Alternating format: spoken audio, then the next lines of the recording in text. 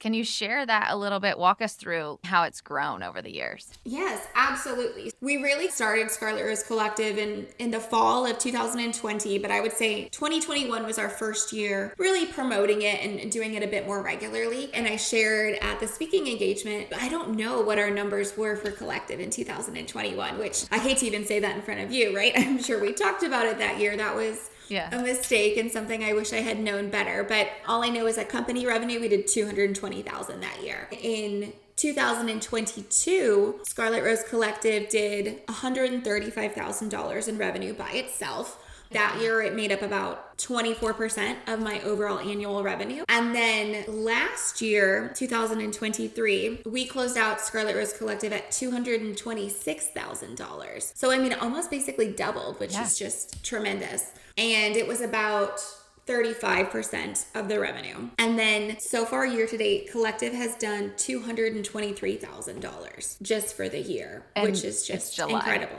Yeah. It's July. Yes. Yeah. I mean, it could be a near $500,000 business this year alone. And now, like I said, it's 49% of my overall annual revenue. With me pulling out of events and being a little bit more aware of where my focus needs to be and where the team's focus need to be. And again, getting the right people in the right places and making sure that they're doing the tasks that will drive that revenue. I think that's what's been the biggest proponent of our success. Right at the beginning of the episode, you said, I don't do events any longer. I'm completely out of events. And I think that there's a lot of people who listen to the podcast or to teachings that we've done, and they're like, well, I don't necessarily want to stop doing events. Do I have to stop doing events to really make use of your program? And I think absolutely not, right? Really, the goal is to get you as the business owner to a place where you can see your business from the top down. And with Katie's, because of Collective, really it just became necessary, where it was like Collective, you are either going to have to stop it from growing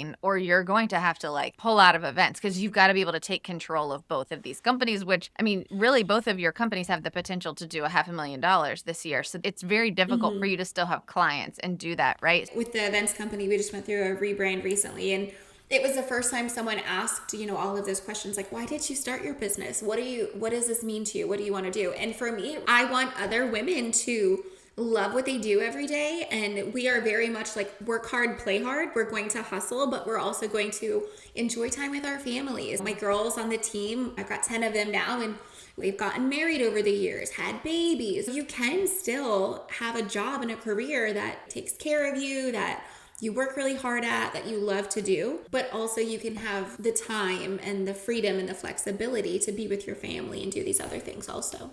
What would you say would be your first couple of tips to really launch that rentals business? Yeah, definitely. Marketing is a huge part of it, right? Having separate Instagram accounts was a big part of what I knew I wanted to do. We knew who our audience was and who we were marketing towards. But you need to treat it like its own business, right? Whether it's rentals or something else, another revenue stream. Who's your audience? What do you stand for? What are your values for this part of the business? What are your content pillars? And then that will help you when you translate into social media and your copy and things like that. Having good SOPs and workflows, working smarter, not harder. And that's why it has grown to the level that it has on events. And we do the amount of weddings we do every year, and we've grown the team. But then I realized we needed to do the same for Collective. And it took us a few years to realize, okay, how do we need to structure this? How are we scheduling the team members? How do we even know what's going out this weekend, right? And I will be the first to say it is not perfect, and we are learning and growing every single day with it, but